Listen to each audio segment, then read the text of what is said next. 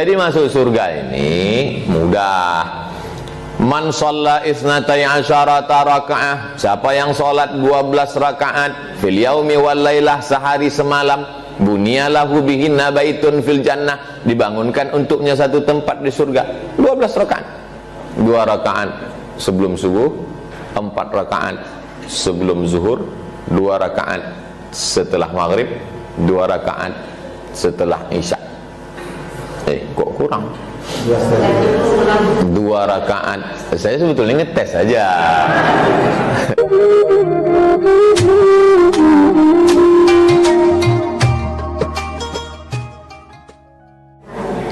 Maka kalau mau setiap acara itu dicatat, maka diawali dengan alhamdulillah. Makanya apapun yang dapat, alhamdulillah. Anaknya ranking 1, alhamdulillah. Dapat proyek besar, alhamdulillah.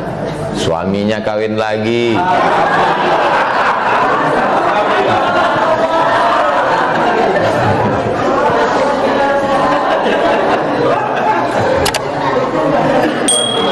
itu sekedar supaya ibu-ibu selalu waspada, karena ceramah saya ini banyak jebakan Batman-nya.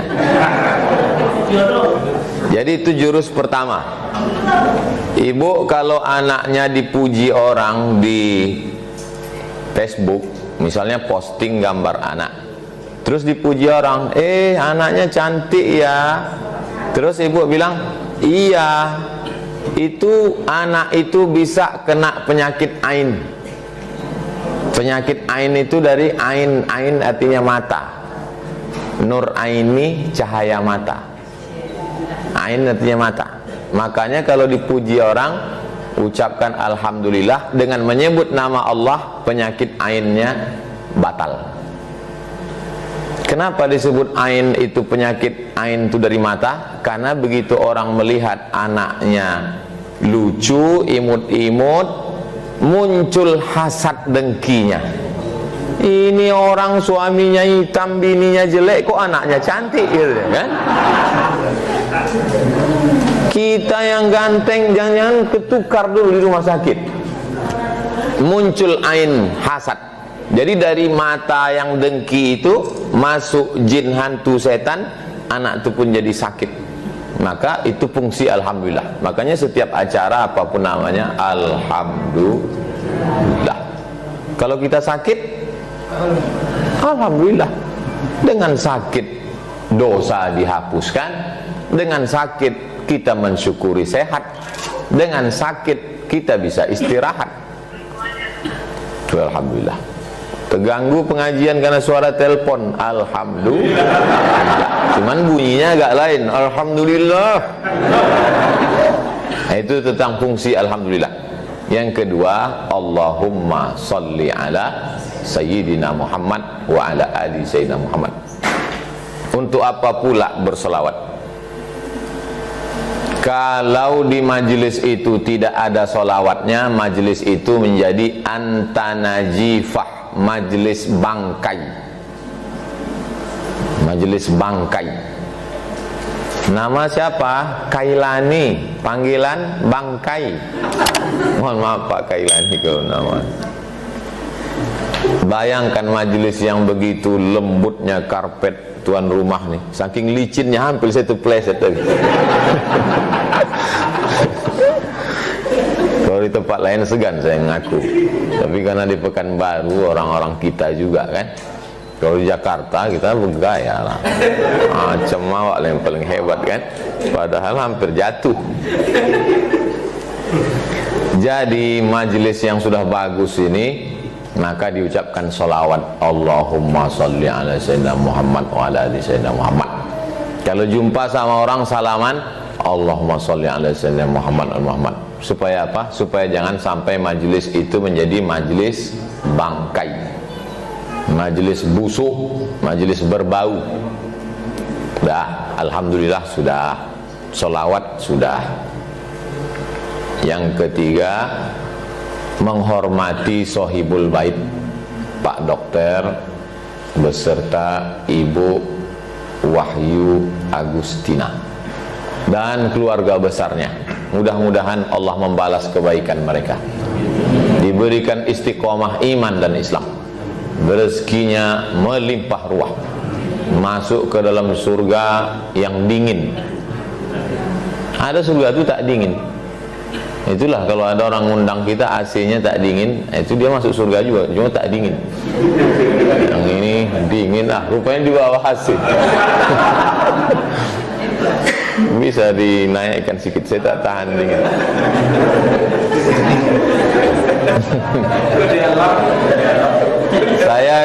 Saya kalau acara diundang orang di hotel-hotel itu, saya matikan AC. Saya tak tahan. Lama saya tanya, kenapa saya tak tahan AC? Banyak mereka ngasih alasan, mungkin karena Ustadz nggak terbiasa. Cuman bahasa mereka itu lembut, padahal dalam hatinya Ustadz orang kampung. Alasan yang logis, ada satu orang ngasih alasan yang logis, kenapa saya tak tahan AC? Kata dia, Ustadz kulitnya tipis. Kurus maksudnya. Jadi angin itu langsung ke tulang. Laisa minna man lam yahram shaghirana wa lam ya'rif syarafa kabirina.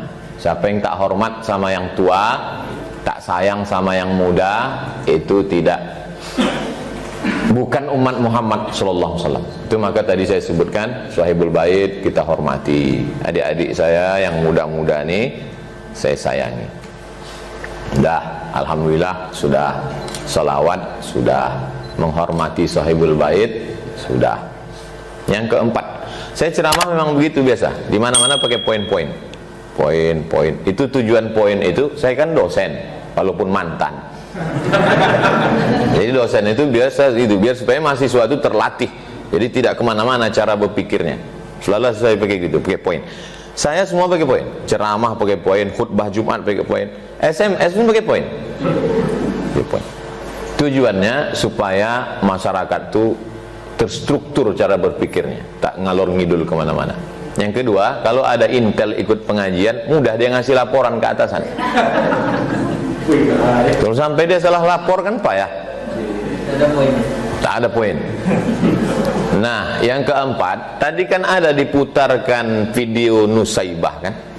Saya rasa-rasa di bioskop tadi. Tentu Bapak Ibu tadi menengok gambar saya di situ. Kenapa Ustadz Somad ini berjenggot berkumis? Itu tadi pakai face app berbayar. Anda face app itu berbayar. Habis 14 hari hilang sendiri dia. Saya mau menunjukkan ke orang-orang yang mengejek saya selama ini. Kata dia, masa Ustadz Somad mukanya macam pantat bayi? Maksud dia tak berbulu. Saya tunjukkan betul. Kalau mau ku panjangkan jenggotku, kalah jenggot kau. Jenggot kau cuma 3 helai, itu kau jaga-jaga. Panjangkan, kalah dia. Kalau saya panjangkan jenggot saya ini, apalah kelebihan dia lagi, Cok? Kalau saya panjangkan jenggot saya ini, apalah kelebihan dia lagi? Detail. Profesor, Doktor, Kiai Haji Abdul Somad, LC, MA, PhD, Datuk Sri Ulama Setia Negara, Kai Jaga Mangku Dilaga. Belum buat kartu nama. Saya sampai sekarang belum punya kartu nama. Kalau sempatlah mau saya membuat kartu nama sepanjang amplop. Apa kelebihan lagi? Desertasi, tesis saya 300 halaman. Judulnya Rijalul Muwatta wa Sahihain alladzina dha'afahum an-Nasa'i fi kitab ad-du'afa wal matrukin jam'an wa dirasatan. Saya kalau bahasa Arab tuh macam kumur-kumur aja. Desertasi saya 637 halaman. Judulnya Syekh Hasyim Asy'ari wa Juhuduhu fi Nasri Sunnah di Indonesia. Ijazah saya 3-3-nya luar negeri. S1 Al-Azhar, S2 Maroko, S3 Sudan. Titel panjang, disertasi tebal, sarjana luar negeri. Tiba-tiba ku panjangkan lagi jenggot. Apalah yang tersisa untuk kalian? Sangkanya wak ecek-ecek. Kenapa sombong kali bahasa Ustadz? Sombong kepada orang yang sombong itu sodakoh. Jadi kalau nampak orang sombong, sombong kita. Saya gitu. Saya karena tadi dibilang, kemana kita acara nih Ustadz? Kita ke rumah Pak Dokter, rumah Bu Tina. Siapa itu? Pegawai PPAT dengan notaris. Kalau gitu saya numpang mobil Ustadz aja ya. Nah itu, karena saya tahu orang PPAT ini tak sombong, maka saya numpang mobil beliau. Tapi kalau kemana kita nih? Ke tempat orang-orang sombong, kita pakai mobil kita. Jadi sangka orang itu jangan kita tak punya mobil kan? Sombong. Dulu ada orang ngasih tahu ke saya, kata dia, masa Ustadz pakai mobil ini? Tak usahlah sebut merek kan, nanti laris pula mobil itu. Soalnya apa yang saya sebutkan ini biasanya viral. Udahlah awak tak dapat royalti, dia untung. Terus saya bilang, Ustadz masa pakai mobil ini? Nih saya kasih mobil ini, kata. Mobil ini harganya mahal lah. Minggu depan saya datang, saya bawa merek yang dia sebut tuh, biar dia tahu. Jangan diukurnya saya, paling pantang saya diukur orang. Tengoknya, Ustadz udah punya, katanya. Sudah, saya bilang. Padahal habis duit untuk beli itu. Tak boleh saya diukur orang, pantang sama saya diukur orang.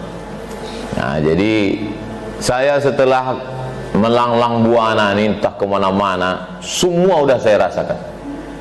Kalau masalah kendaraan, dari mulai dijemput orang naik sampan, naik sampan pakai penutup pisang, daun pisang.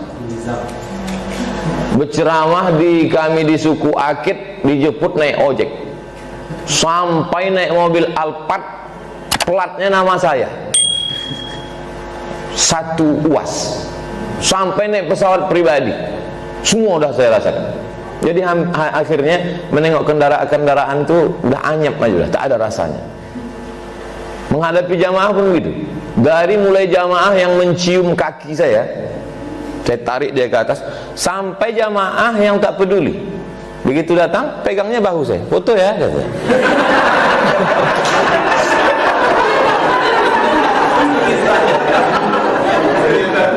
Sampai jamaah yang mencaci maki yang di internet tuh, somat anjing, somat babi, somat setan. Nah, jadi saya udah datar aja udah dunia ini, rata aja udah. Nah, gitu. Nah, jadi rupanya begitu cara Allah mendidik perasaan kita. Dulu saya waktu awal-awal ceramah, duduk di samping camat, ciut sih, menggeletar, segan sama camat. Sekarang bupati, gubernur, menteri, sama aja udah rasanya. Karena saya menolak jadi wakil presiden. Itu. Jadi begitu cara Allah memainkan perasaan kita. Jadi setelah saya renung-renung, oh begitu hidup itu ternyata, begitu rupanya perasaan itu ternyata. Sama yang dulu sama sekarang sama aja. Apa bedanya? Rasa kita itu sudah tak sesuai judul ceramah Ustaz sama judul. Kita belum masuk lagi. Ini baru pengantarnya aja.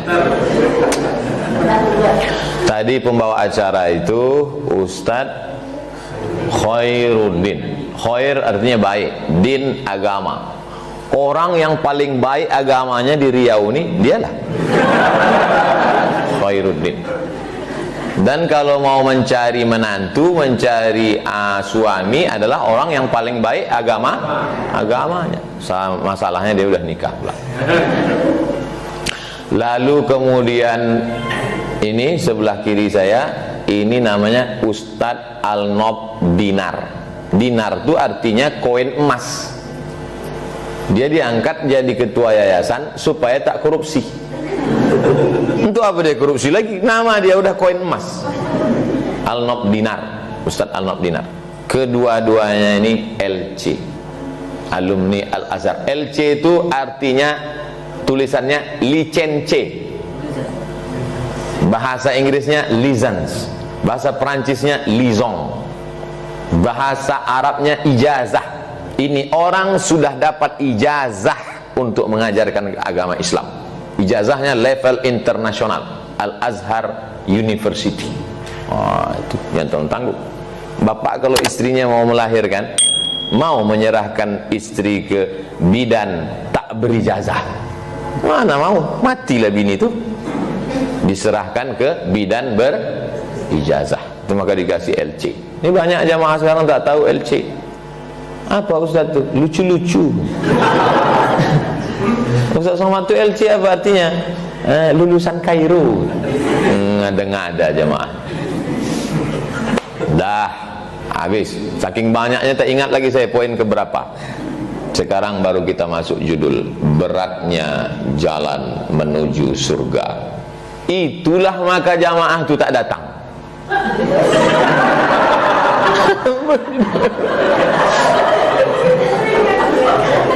Sebetulnya orang PPAT ini banyak udah mau datang, notaris-notaris nih. Pas di share tengoknya beratnya jalan, nanti aja lah. Makanya kata Nabi, basyiru, berikanlah kabar gembira, la tunafiru, jangan buat orang lari, yassiru, berikanlah kemudahan, wala tu'assiru, jangan persulit. Makanya ketika ada sahabat bertanya, ya Rasulullah, kalau aku ikut jihad aku masuk surga tak? Langsung kau masuk surga, kata Nabi. Coba seandainya waktu itu sahabat itu nanya, Rasulullah, kalau aku jihad masuk surga enggak? Lalu dijawab Nabi pakai ini, beratnya jalan menuju surga. Kata sahabat, tak jadilah. Makanya saya termasuk. Coba tengok komen-komen di YouTube tuh. Kenapa jamaah tuh senang ceramah saya? Karena simple, ringan, mudah dipahami. Saya baca komen-komen tuh, jangan saya tak baca. Mudah kami pahami ceramah Ustaz. Yang ribet, yang jelimet, yang susah payah itu mudah kami pahami. Kami ini kan emak-emak susah paham Pak Ustaz. Memang logika emak-emak ini susah dipahami. Sain kanan belok kiri. Bapak Ibu yang dimuliakan Allah Subhanahu Wa Taala. Jadi masuk surga ini mudah. Man shalla isnatai asyarata raka'ah, siapa yang sholat 12 rakaat fil yaumi wal lailah, sehari semalam, bunyalahu bihinna baitun fil jannah, dibangunkan untuknya satu tempat di surga. 12 rakaat, 2 rakaat sebelum subuh, 4 rakaat sebelum zuhur, 2 rakaat setelah maghrib, 2 rakaat setelah isya. Kok kurang? 2 rakaat. Saya sebetulnya ngetes saja.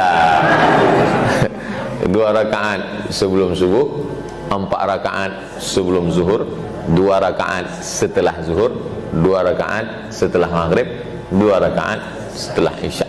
Bukan payah, masuk surga. Man bana masjidan, siapa yang bangun masjid, banallah mislahu baitan fil jannah. Siapa yang bangun masjid, dibangunkan satu tempat dalam surga. Mudah. Cuman yang sulit itu bagi orang yang malas dan orang yang pelit. Saya Pak Ustadz malas sholat sunat, tapi dermawan. Masuk surga lewat pintu bangun masjid. Saya Pak Ustadz untuk menggerakkan badan sholat sunat nih mudah, cuma mengeluarkan duit payah. Masuk surga ada lewat pintu sholat sunat. Kan langsung masuk surga ibu itu. Jadi ada 2 jalan dikasih. Kalau kau malas bergerak badan tapi ringan mengeluarkan duit, masuk surga lewat pintu ini. Aku Pak Ustadz sholat sunat tarawih, sholat duha, sholat sunat tahajud, tapi mengeluarkan duit dari dompet nih 3 resletingnya.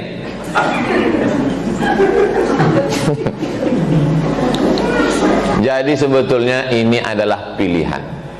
Saya yakin dan percaya Bapak Ibu notaris, nota itu kan note, nota artinya menulis, notaris menulis. Ini notaris ini nulis-nulis saja kerjaan.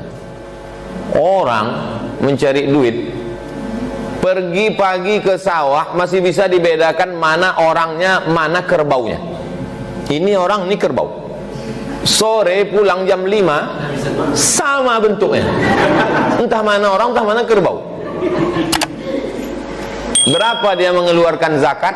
10%. Zakat petani yang tidak pakai irigasi, pakai tada hujan, 10%, Bu. Jadi kalau dapatnya hasil sawah itu 10 juta, berapa zakatnya? Nah, kok cerita duit ini banyak yang tak paham. 1 juta zakatnya. Bayangkan, tiba-tiba ada orang notaris yang cuma nulis-nulis saja gitu. Nah, itu pun orang lain pula nuliskan. Dia tinggal nengok-nengok aja, buka-bukanya, liur sedikit. Sekian ini. Pas diminta zakat, berapa zakat notaris? 2,5%. Kira-kira mudah tak masuk surga itu?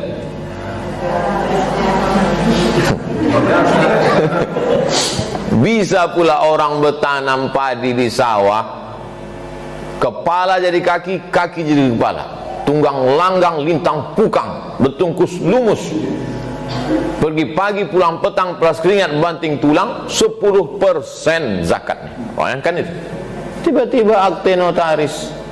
Makanya untung petani itu tak pandai ceramah.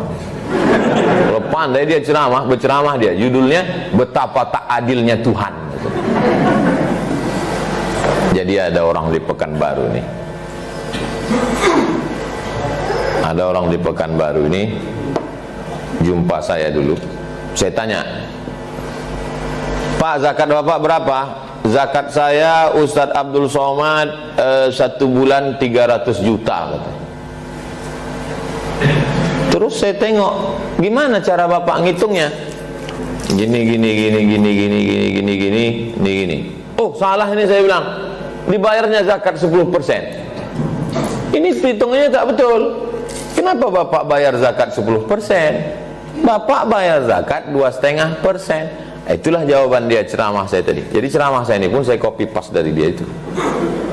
Kata dia, masa petani yang di sawah zakatnya 10%, saya di ruang ber-AC kok cuman 2,5%, maka saya malu masuk surga nanti ketemu dengan petani itu, Pak Ustaz. Maka saya bayar 10%, kata dia. Saya mesti macam petani itu.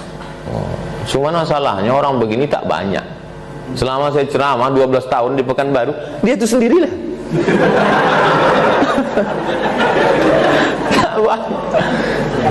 Makhluk-makhluk begini ini mesti dibudidayakan. Bisa pakai hidroponik yang tanpa tanah, pakai air aja, bisa juga langsung ke tanah. Makhluk-makhluk yang begini ini sudah asing sekarang, macam Jurassic Park, sudah jadi dinosaurus. Aneh. Oleh sebab itu saya bangga. Tadi ungkapan kata sambutan dari Ibu Tina ada seperti, kalau saya menangkap ya, mungkin Bapak Ibu lain cara menangkap. Yang saya tangkap, beliau seolah-olah ingin mengatakan ke saya, mohon maaf jamaahnya nggak banyak. Ibu ada menangkap gitu tadi? Ya. Ada. Nah, insyaallah. Ustadz, sebenarnya ini banyak undangan, cuman saya pribadi tak pernah melihat, bagi saya 100.000 orang di Gelora Bandung Lautan Api, bagi saya udah sama aja udah, setelah sekeliling-keliling. Karena tiap hari saya ceramah, memang saya berdua aja sama kamera, itu tak ada orang. Hai jamaah dimanapun berada, gitu saya. Berdua aja.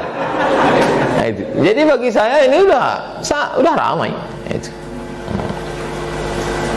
Jadi akan datang kalau ada di mana-mana orang, Oh nggak enak lah, ngundang Ustaz Somad tuh mesti ramah, saya sudah tidak di level itu lagi. Berapapun orang, bagi saya sisa hidup saya ini saya anggap ini bonus dari Allah SWT. Tadi malam saya menjenguk kawan saya satu kelas di IAIN Susko. Tahu Bapak Ibu IAIN Susko? Sekarang sudah berubah menjadi UIN Suska. Dulu namanya IAIN Susko. Saya kuliah di sana 96 sebelum ke Mesir. Sekelas dengan saya. Meninggal dia tadi malam. Lama saya menung, kenapa tak aku yang mati? Sampai tadi malam mau tidur begitu terngiang di pikiran saya, kenapa tak aku yang mati? Dia anaknya 3, bininya 1. Aku anakku 1, bini tak ada. Mestinya aku yang mati. Lama saya. 2 hari yang lalu orang Palembang sama-sama saya ke Mesir. Habis ceramah, dipijitnya kepalanya pakai minyak kayu putih, muntah-muntah, meninggal. Jadi 2 hari ini pukulan bertubi-tubi.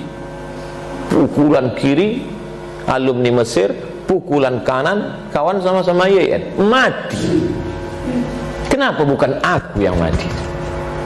Berarti masih ada lagi tugas. Saya menduga kenapa tak saya yang mati itu karena tabung wakaf umat ini belum selesai. Dugaan saya, kalau siap tabung wakaf ini gol juga saya.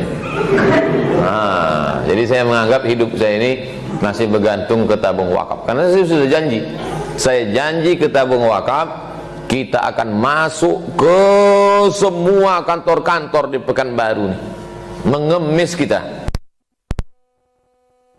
sama kita. Sekarang ini enggak, kita minta, kita datang, apa mau mereka kita datang. Yang penting berdiri tabung wakaf umat nih, habis itu berdiri masjid, berdiri pesantren, berdiri SD IT, SMP IT, SMA IT, SD tahfiz, SMP tahfiz, SMA tahfiz, sekolah anak yatim fakir tak mampu.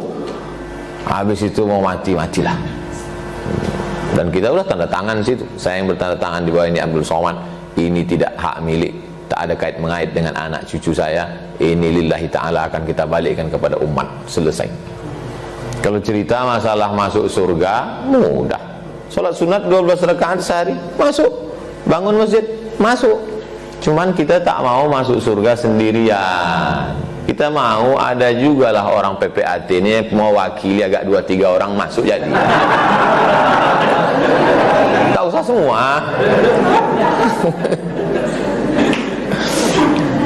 Kan tak enak. Masa nonton bola sendirian? Nonton bola Real Madrid Barcelona sendirian. Masuk gol, nak gol kau gol lah. Tapi kalau nobar, nonton bareng, gol. Makanya enaknya masuk surga itu ramai-ramai.